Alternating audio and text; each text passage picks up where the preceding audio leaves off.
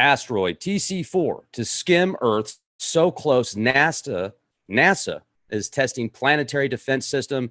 Stand by. Just have to hit a couple more buttons here before we go live.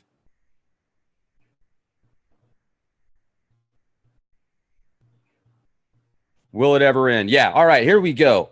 A lot going on today, folks. Thank you for joining me. I know your time is extremely valuable. As a matter of fact, all of your time is priceless. So use it to your advantage and others around you.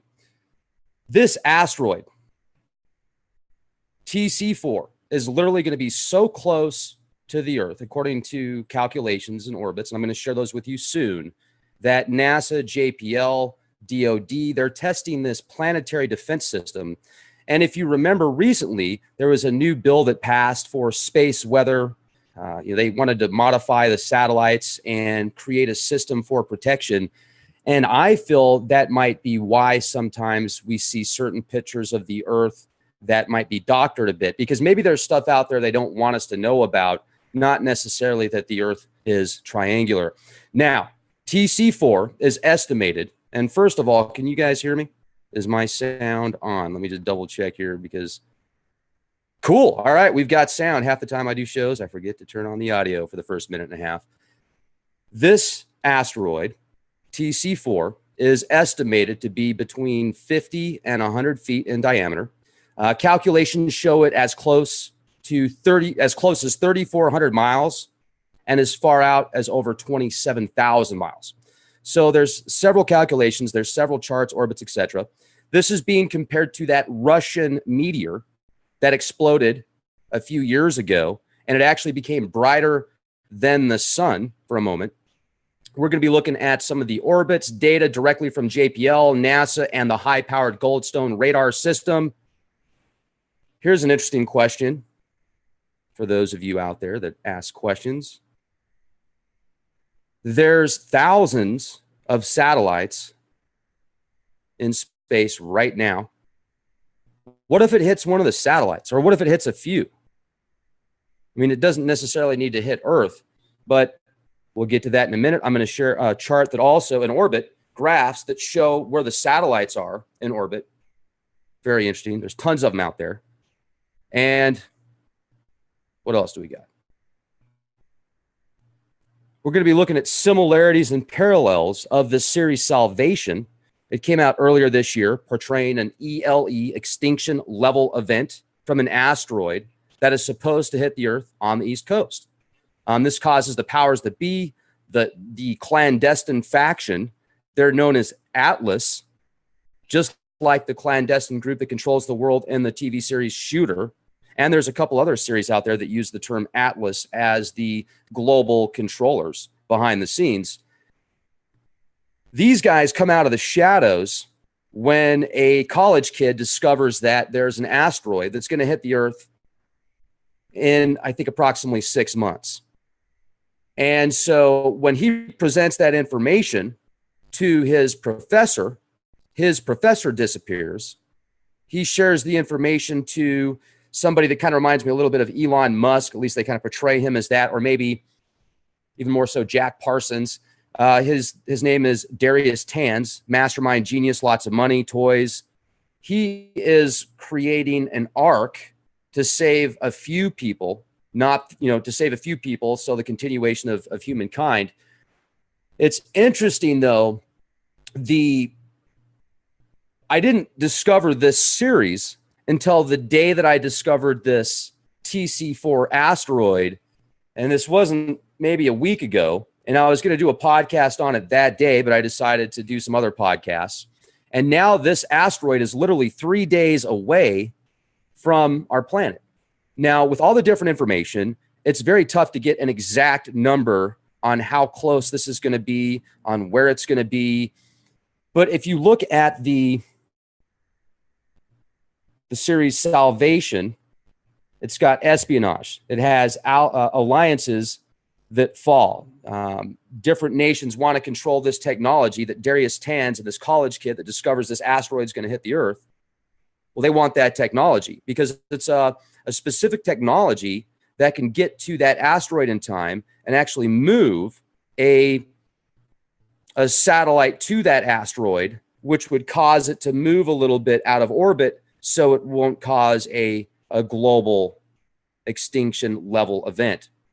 Now, it's also interesting to think about how if let's say that the Russian military found out about a specific asteroid, and they found out that this asteroid was going to wipe out parts of the United States and maybe South America, Mexico, Brazil, a certain part of the country, but they were going to be okay. Do you think that they would warn us? Do you think that they would warn those at the top levels? Do you think that they would allow it to happen? And if we found out about it, and if we, let's say, the U.S. military, Department of Defense, if they found out about it and they found a way to move it a little bit to maybe hit North Korea, do you think they would do that? And what if the government does know about an ELE, extinction level event, an asteroid, a comet, or a multitude of comets, a meteorite, and maybe that's why they've spent billions and billions and billions of dollars on specific telescopes that pick up particular frequencies and will pick up different dimensions of light that we don't see with our physical eyes. Would they make an ark for themselves and for their families and the elites, those with the highest amount of money? But money's not going to matter. What is money going to matter? Oh, yeah, let me buy a ticket. It's $1 trillion. It doesn't matter. You would need to bring something to the table, because if you're going off in an ark to travel the skies, to travel the cosmos, continuation of life, if it's already built and they don't need the money to fund it, what good is money going to do? Now, money until that point will be very valuable because you'll need the money to create it. Maybe there's a multitude of arcs, kind of like the film 2012, where China actually has tickets you can buy for $1 billion or whatever to get onto these submarines, these massive submarines. Water worlds would make sense in a catastrophe unless all the water disappears and dissipates. Then if water is gone, then we're toast. I don't know how you're going to make synthetic water. Then you'd have to live in some type of hard drive system, virtual reality matrix network to where you wouldn't need water. But water is essential. I don't know of anything that can survive without water. Now, all right, so let's go over. I want to share with you guys now enough of the deep thoughts that don't make much sense anyway. Hold on, stand by. I've got to find this. Where are we at here? Yeah, here we go. All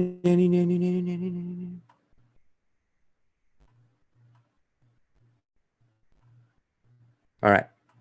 As you can see, here are some articles. NASA is testing its asteroid defense system with a real asteroid. You can read the full article, popularmechanics.com, newsweek.com, the TC4, how NASA plans to test its planetary defense system on an asteroid. So you can read about, there's multitudes of articles, but where it gets interesting here, you can see it's going to sweep close October 11th and 12th. Gee, that's 3 days away. Once again, what would you do if you knew you only had 3 days left on this planet before a possible ELE? The moment you've all been waiting for. I wanted to wait a few minutes for people to show up so that I could show you these charts directly from JPL, nasa.gov. This is with with a collaboration of the Goldstone radar, high-powered radar. This thing is very high level, top notch. And you look at these charts here, these orbits, and they're being real slow, but you can see right here, this bad boy is going, how's this looking? Okay. And will you just look at it?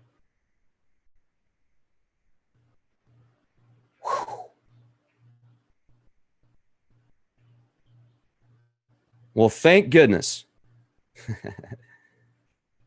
Let's see if this one even works. No, this one's not even working. There we go. Now let me ask you this. Would they tell us if they knew this thing was going to hit the East Coast? Or would they tell us in a TV series? Or would they tell us in a movie?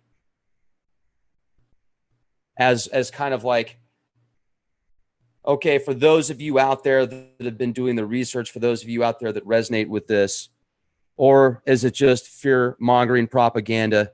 Do we not have to worry about it because space is fake and we've got a protective dome protecting us? It is so funny reading through some of these comments when people will say, you know what, Rex, I used to like you, but then you said space was real, and you are a Satanist because you believe in outer space. You are a conspiracy theorist shill Satanist because you believe in outer space. Well, you know, you're entitled to your opinions. You're entitled to your opinions, but no, I'm not a Satanist.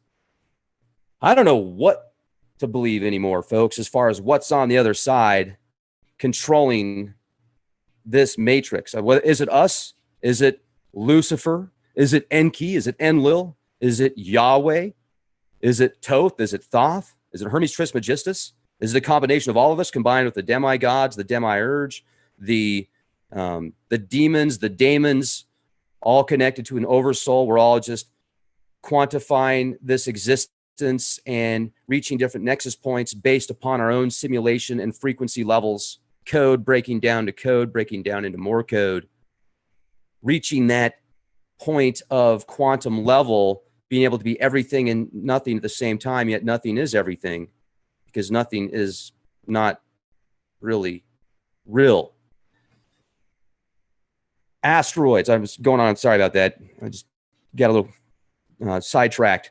But let's take a look again. Let's watch this orbit. Will you just look at it? Now, my question is, let me go to my notes here. I had notes, so I didn't go off on a tangent, but I did.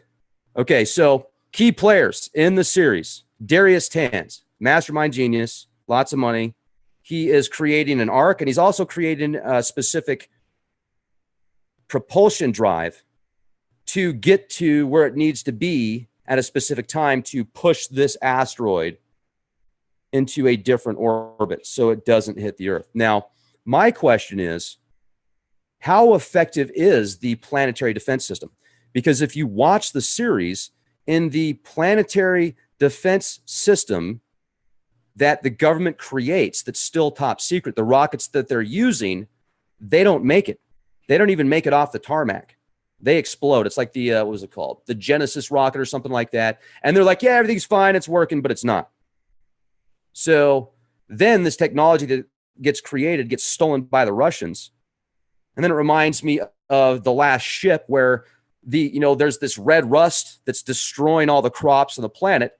And the U.S. military Navy finds these seeds that can actually save the planet, these ancient Mesopotamian seeds from the Middle East. And then the Brits come in, and with their 007 agent, they manage to steal it from the U.S. Navy, and then the Greeks get it. And it's just like, where am I going with this? If it gets to a point to where there's going to be an Armageddon on the horizon, a near extinction level event, or something that could be an extinction level event, what happens? Does everybody just break off? Do the factions and the militaries of specific countries start to have their own interests to the point to where they're not playing ball anymore with the globalist scale? They're just going to do their own thing. They're going to stab their alliances in the back. If it gets to that point and people are living to where they think that their survival and their family's survival is at stake, you got to be real careful who your alliances are. You have to be extremely careful who you're going to trust. I was making a joke yesterday. I had a good chance to go see some people I used to work with. And I've talked about my friend that used to work with the Federal Reserve. He was a vice president of one of the Federal Reserve banks. There was hundreds of them. There's not just one, but I don't know about hundreds, but there was a whole bunch of them. And a real smart guy. And, he's also a 4th degree black belt. And he looks kind of like Chuck Norris. He's in his 60s and he still looks like Chuck Norris. Great guy, in great shape. And I was just joking around about how if you're ever in that survival situation where a lot of people are like, hey man, let's get people in our group that are Navy SEALs and Green Berets and these people that are just crazy badass, right? Well, what happens in a situation where now they're on top of the food chain and you're all bunking up together? You know, you just got to be real careful who you hang out with, especially in situations that could be life-changing. Now, I don't think that guy, I mean, real nice guy. I don't think he'd ever turn on me or anything. I was just joking around, but you kind of got to think about stuff like that. You got to think about all scenarios and all points, and hope your best friend or a good friend of yours really is a true friend. And you'll find out in times of catastrophe who your real friends are. So choose wisely. And I think that was a very powerful quote in one of those Hermes Trismegistus parallels that I shared with you guys, discussing how you got to be very careful who your alliances are, who you waste your time on and energy. Now, the question is, with this asteroid that's going to be coming by here in 3 days, I don't think it's going to cause any serious damage, folks. I think we're going to be okay. But they are comparing it to the asteroid that went over Russia several years ago and exploded, became brighter than the sun for a moment. What are some ways that we could prevent an asteroid or comet or meteor from hitting the Earth? What are some solutions that you guys think would be effective? Some people have said maybe nuclear weapons. Problem with a nuclear weapon is, depending on how big the yield is and how large the asteroid is, if this asteroid or comet gets nailed and then it blows up into a whole bunch of other debris, small comets and asteroids, would there be enough to actually stop it the way that it needed to? Or would it just cause more damage? And think of the inertia as well. Now, would a solution be a deflection of light? Are there technologies out there that we can use to deflect it with light, or are there gravity manipulators?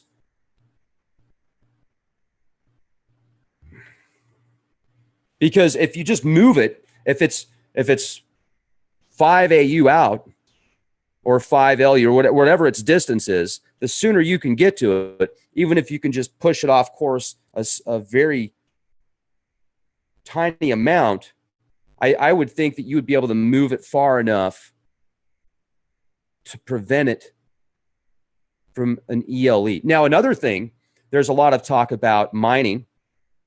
There's a lot of talk about how many minerals and elements some of these asteroids and comets have. So my question is, why not go out and mine these bad boys? Why not create some type of tech that would, you could create these spaceships with massive thrusters on them, and instead of blowing it up, land it, create a way to connect to it, and then push it off of its orbit. And then you could be, who knows what's on these things. But look, woo, that got pretty close. We just look at it. Here it goes. 1, 2. That's pretty darn close. Nah, that's not close. Yeah, it's pretty close, guys. And these are projections. Here you go.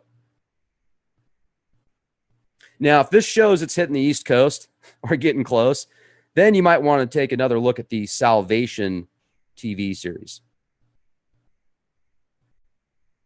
Round and round we go. Somebody made a comment one time about how they feel that the Earth model, the globe model, just being a speck of sand in a virtual endless beach with sea, makes us feel minuscule. And I don't agree with that. I think that that's fascinating. I think that that's actually, think of the opportunities for, if you get bored, right? If you get bored, well, now you've got so much stuff to do. You're just a speck of sand and you've got an endless beach and then an endless ocean to surf. I think that's awesome. And here's some of the data. If you want to look at the data, just go to echo.jpl.nasa.gov. Now let's take a look at the meteor I'm not going to attempt to pronounce that right now. A super bolide caused by an approximately 20-meter near-Earth asteroid that entered Earth's atmosphere over Russia on the 15th of February, 2013. It was traveling pretty quick, about 69,000, hello, or let's just say 40,000 to 43,000 miles per hour, approximately. It quickly became a brilliant super bolide meteor, I probably said that word wrong, over the southern Ural region, and the light of the meteor was brighter than the sun, visible up to 62 miles away, and it caused a huge shock wave. It was equivalent, this is where it gets powerful, it was equivalent to a nuclear weapon of 400 to 500 kilotons. Boom! 26 to 33 times as much energy as that released from the bomb that detonated at Hiroshima. Now, it was undetected before its entry, sure it was, because its radiant was close to the sun. Its explosion created panic, yes. 1,500 people were injured. All of the injuries were due to indirect effects rather than the meteor itself. 7,200 buildings in 6 cities across the region were damaged by the explosion. An estimated initial mass of 12,000 to 13,000 metric tons. Heavier than the Eiffel Tower and measuring about 20 meters in diameter. Now, here's another interesting question. What if there is a meteorite, just a piece of a meteorite, or a piece of a planet or dwarf star, something that is so dense and so heavy that 1 pound, or not 1 pound, 1 inch would weigh 1,000,000 pounds. 1 inch of mass would weigh 1,000,000 pounds. What if something like that made it through the atmosphere? A piece of an old star or something like that. I don't know. I mean, I'm a conspiracy theorist. Grandma, can I have a sandwich? But like, what if something like that happened? And what would that do to the crust of the planet? I scared my dog. Would that cause some serious shock waves? And would something like that? No, man, it's called colostrum. You should try it sometimes. Also, check this out. Formula 13, getthet.com. If you want to have some energy, you should really check out the colostrum stuff from Get the Tea. Plus, I'm taking this stuff called GI Joy, and wow, this stuff is amazing. It's got organic turmeric, aloe. It's got probiotics and organic colostrum. 2 pills a day, 1 in the morning, 1 at night. $38 for a 2-month supply, and it's amazing. So I had 1 cup of coffee today, like 2 hours ago. Coffee doesn't even hold a candle to this stuff. Plus, if you like to ride your bike, if you like to hike, if you are into going to the gym, if you're working out, if you look up these supplements, they're very good for you. They're extremely good for energy as well. So, okay, that's my shameless plug, getthet.com. Go there, buy some product, check out, use the code Leak Project. You will thank me later. Now, let's go back to where we were at. It's okay. I'm just reading the comment section here. Sorry about that, folks. An initial mass of 12,000 to 13,000 metric tons, heavier than the Eiffel Tower. That's pretty serious. Now, let's go to Salvation TV series. Watch it. Pretty good. I got a little bit bored on the 4th episode, so I'm going to have to go back again. But the first 3 episodes really paint an interesting picture what would happen if the powers that be discover an asteroid that's going to hit the Earth and cause mass casualties, possibly even an ELE. Now, in closing, I want to take a look at some of these near-Earth objects. There's a ton of them that we already know about, and the data is available. The question is, how solid is the data? When the shows come out and you've got these college kids that are coming up with software that can predict these orbits better than what's available via NASA's website, it makes you wonder how accurate the information really is. So I would like to have somebody on the show that has been studying near-Earth objects, asteroids, comets, orbits, maybe an astrophysicist. I'd love to have Michael Brown on the show. somebody that can actually give us some insider data, maybe somebody that has access to these multi-million-dollar telescopes, observatories, radar systems, that'd be fantastic. I appreciate everybody joining me. Let me do this here real quick. All right. I would like to thank all of you for joining me. I'd like to thank the moderators in the live chat room. This was a great audience. You guys are fantastic. You school me every single day, and I feel just honored to be here with you guys. Question everything, be excellent to each other, and be the change you want to see.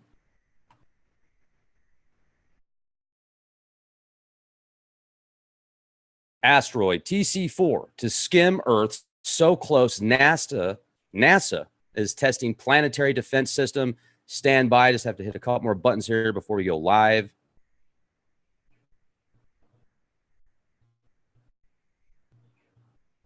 Will it ever end? Yeah. All right, here we go.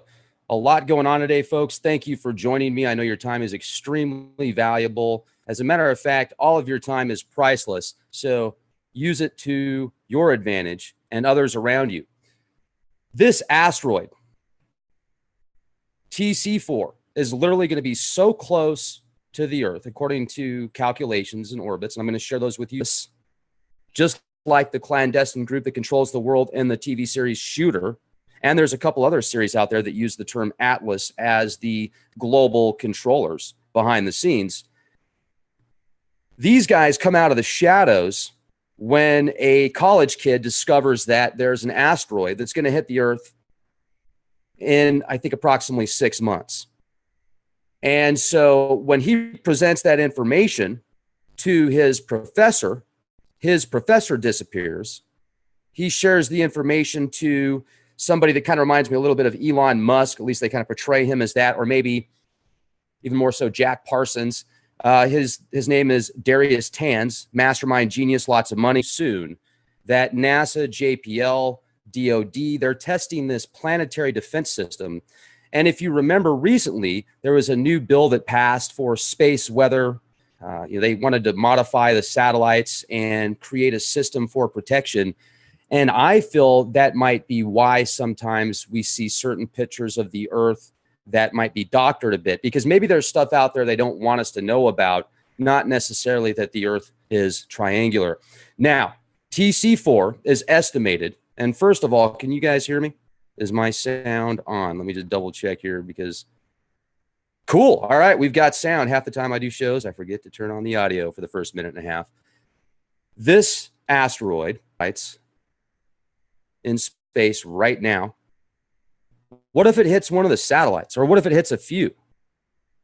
I mean, it doesn't necessarily need to hit Earth, but we'll get to that in a minute. I'm going to share a chart that also in orbit, graphs that show where the satellites are in orbit. Very interesting. There's tons of them out there. And what else do we got? We're going to be looking at similarities and parallels of the series Salvation. It came out earlier this year, portraying an ELE, extinction level event, from an asteroid that is supposed to hit the Earth on the East Coast. This causes the powers that be, the clandestine faction, they're known as Atlas. TC4 is estimated to be between 50 and 100 feet in diameter. Calculations show it as close as 3,400 miles and as far out as over 27,000 miles. So there's several calculations, there's several charts, orbits, etc. This is being compared to that Russian meteor that exploded a few years ago, and it actually became brighter than the sun for a moment. We're going to be looking at some of the orbits, data directly from JPL, NASA, and the high-powered Goldstone radar system. Here's an interesting question for those of you out there that ask questions. There's thousands of satellites